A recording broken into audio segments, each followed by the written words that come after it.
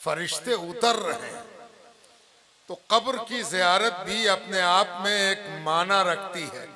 اس لیے میں نے یہ ارادہ کیا کہ جب کسی بزرگ کے مزار کی بات ہے تو ضرور حاضر ہونا چاہیے، اور اسی نیت سے میں نے حاضری کی نیت کی۔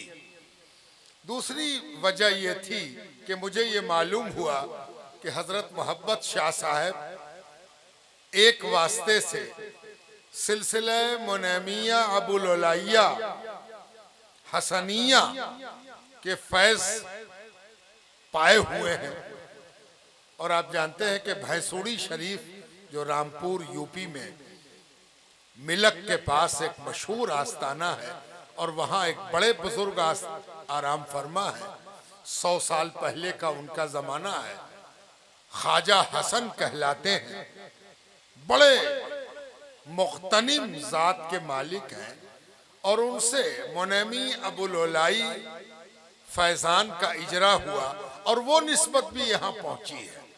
تو اس وجہ سے بھی ایک خواہش تھی کہ یہاں حاضری دیں، چنانچہ حاضر آ گیا۔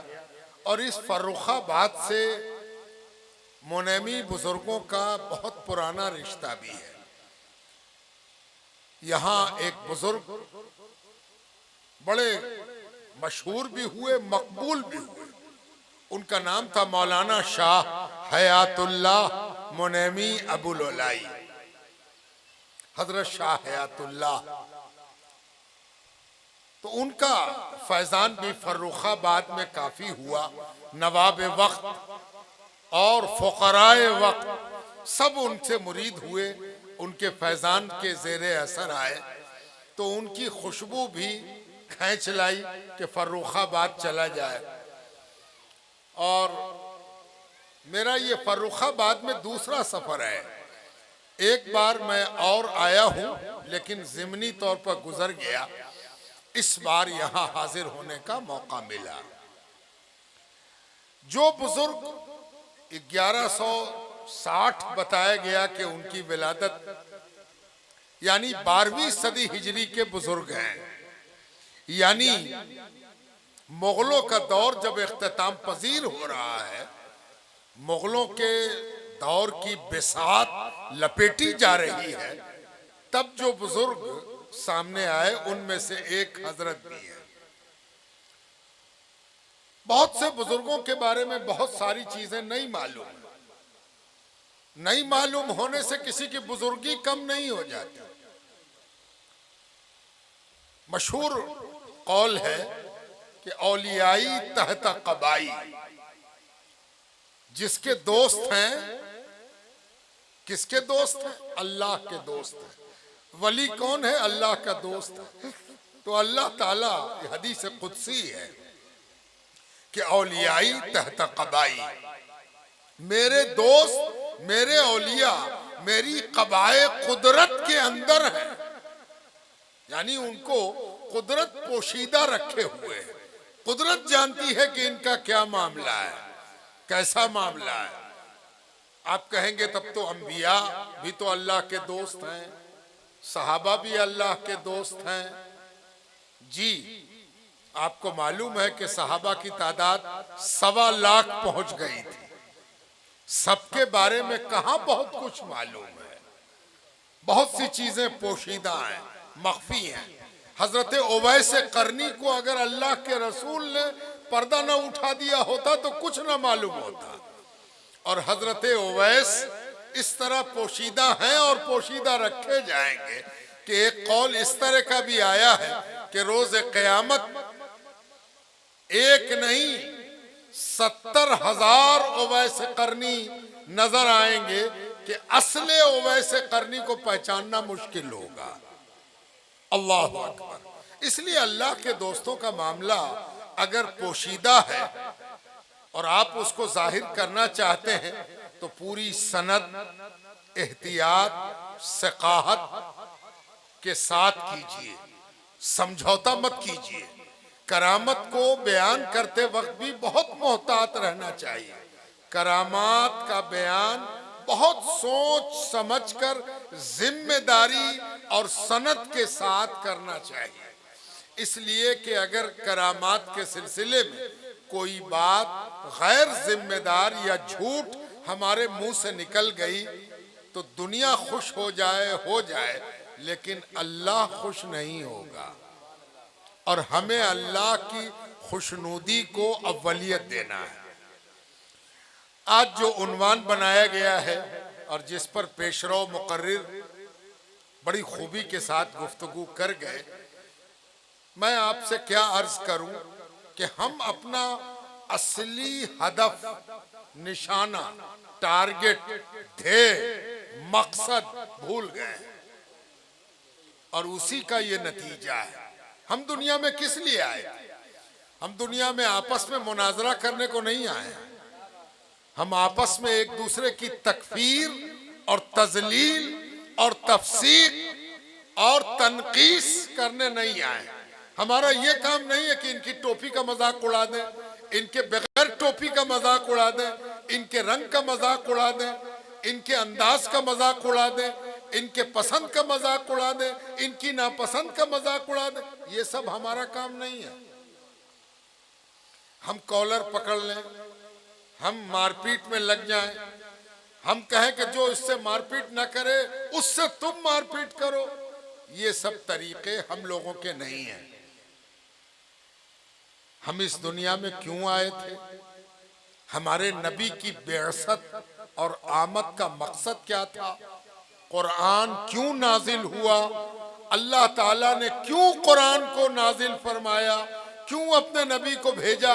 جب اس بات کی طرف آپ توجہ کریں گے تو آپ کو ایک چیز سمجھ میں آئے گی کہ ہم ساری دنیا کو اپنی جانب، یعنی قرآن کی جانب، یعنی رسول کی جانب، یعنی اسلام کی جانب دعوت دینے کو آئے ہیں۔ ہم کون ہیں؟ داعی ہیں۔ ہمارا کام ہے دعوت دینا، بلانا۔ دعوت کے مطلب بلانا، آؤ ادھر آؤ۔ اب آپ ہی بتائیے کہ ایک جگہ مارکاٹ مچی ہو، وہاں آپ بلانے کا منہ رکھتے ہیں کہ آ جاؤ ادھر آ جاؤ؟ کاہے کو آ جاؤ؟ اسے آپ سے اچھے تو ہم خود بیٹھے ہوئے یا چین سے بیٹھے ہوئے ہیں، آپ کے پاس جا کے کیا ہو؟ آج ہر طرف ایک آفت مچی ہے، ایک طوفان مچا ہے۔ آج یہاں لڑائی ہو گئی، کل وہاں لڑائی ہو گئی۔ آج اس مسجد میں جھگڑا ہو گیا، کل اس مدرسے میں جھگڑا ہو گیا۔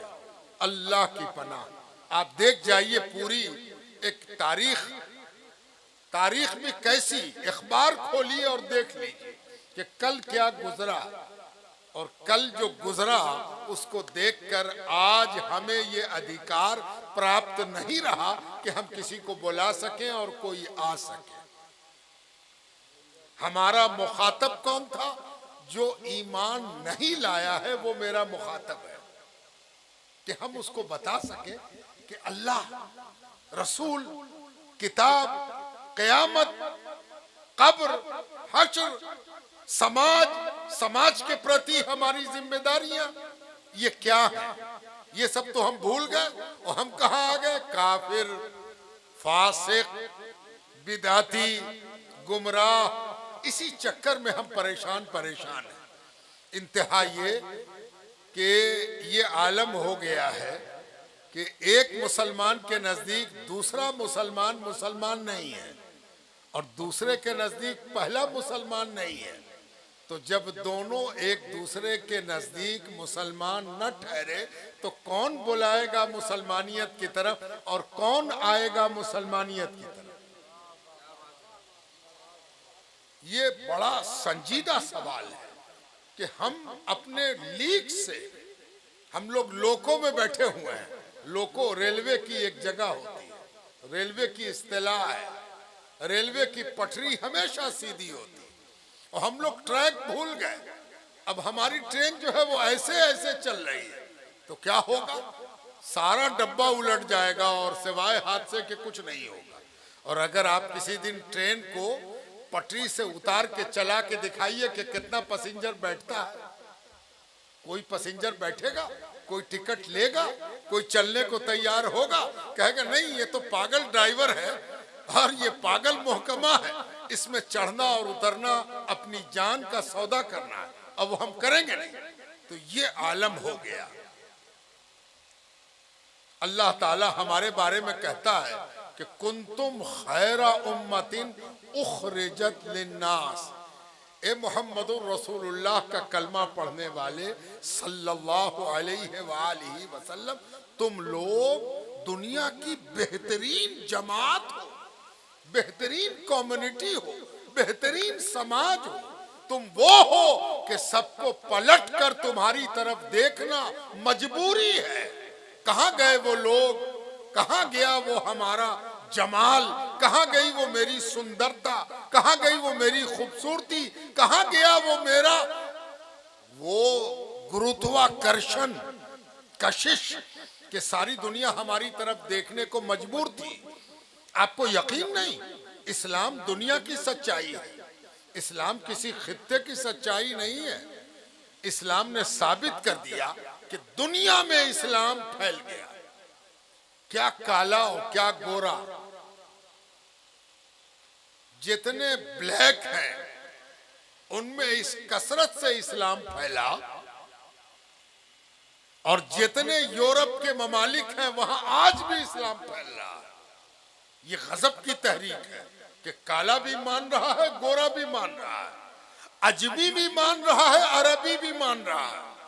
یہ تحریک اور یہ دین اور یہ فلسفہ، اس نے یہ ثابت کیا کہ اس کے پاس امن ہے، چین ہے، تہذیب ہے، حقوق ہے، اللہ کا خوف ہے، اللہ کی طرف بلانے کی استطاعت ہے، تب لوگ ادھر آئے ہیں، ایسے نہیں آئے۔ میں آپ کو مثال دیتا ہوں، ہم لوگ تو ایک خانقاہ میں کھڑے ہیں، ایک درگاہ میں کھڑے ہیں۔ آج کی تاریخ میں کوئی اسٹیج ایسا نہیں ہے جس اسٹیج پر کوئی دوسرا آ کے بیٹھ جائے، سوال نہیں اٹھتا، نہ ہم بلائیں گے نہ وہ آئے گا، اور اگر بیٹھ گئے تو پھر تیسرے دن کوئی اپنے اسٹیج پر چڑھنے نہیں دے گا کہ یہ تو فلاں کے ساتھ بیٹھے ہوئے تھے، ہے نا؟ یہ دیکھیے، یہ ہے ہمارا آج کا چہرہ، ورتمان پریدرش ہمارا یہ ہے کہ ہم یہ ہو گئے کہ آج ہم اپنوں کے ساتھ بیٹھنے کے لیے بھی تیار نہیں ہیں۔ لیکن ہم نے خانقاہ کا حوالہ دیا، دیکھیے ادھر مداری بیٹھے ہوئے ہیں، ادھر چشتی بیٹھے ہوئے ہیں، ہے نا؟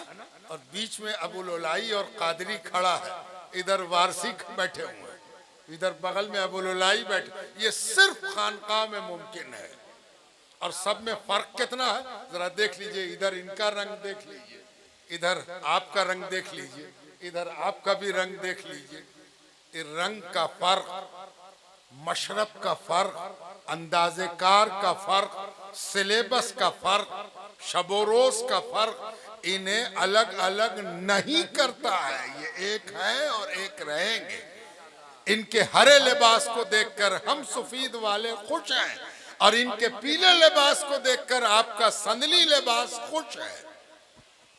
یہ خانقاہ ہے، خانقاہ اکیلا ایسا ترجمان ہے جس نے دنیا نعرہ تکبیر، نعرہ رسالت، نعرہ حیدری، نعرہ حیدری، سادات کرام، سادات کرام، نعرہ تکبیر۔ واہ واہ واہ واہ، سبحان اللہ سبحان اللہ۔ یہ صوفیوں کا ہی فیض تھا کہ آج آپ علماء کرام کی زبان سے ایک بڑا نادر جملہ سنتے ہیں کہ چاروں امام حق پر ہیں، امام اعظم ابو حنیفہ، امام مالک، امام شافعی اور امام احمد ابن حنبل رضی اللہ تعالی عنہم اجمعین، یہ چاروں حق پر ہیں۔ میں کبھی کبھی پوچھتا بھی ہوں کسی سے کہ تم بتاؤ تو کہ کس نے یہ بات کہی تھی، یہ کس کا قول ہے، بتاؤ۔ تو کچھ سوچ کے اس نے کہا کہ امام اعظم کا، کہ امام اعظم کے وقت میں تو امام حنبل پیدا بھی نہیں ہوئے تھے، تو ان کے بارے میں یہ قول کیسے ہو سکتا ہے؟ جانتے ہو یہ صوفیوں کا اثر ہے، اور یہ صوفیوں نے یہ اثر پیدا کیا کہ جہاں اختلاف آسمان چھونے جا رہا تھا وہاں اتحاد کی ہوا بہ گئی. کیسے بھائی میں ایک مثال دیتا ہوں. اسی ہندوستان سے ایک نوجوان 18 برس کی عمر کا، شاید 20 سال عمر رہی ہو، بغداد گیا.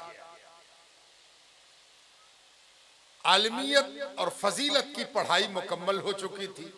بغداد پہنچا. بغداد پہنچنے کی وجہ یہ تھی کہ کل مدرسے سے فارغ ہونے کے بعد طالب علم کو یہ فکر ہوتی تھی کہ کتاب میں تو ہم نے پڑھ لیا، اب آنکھ سے بھی حقیقت کو دیکھیں. کتاب میں تو سچائی دیکھ لیا،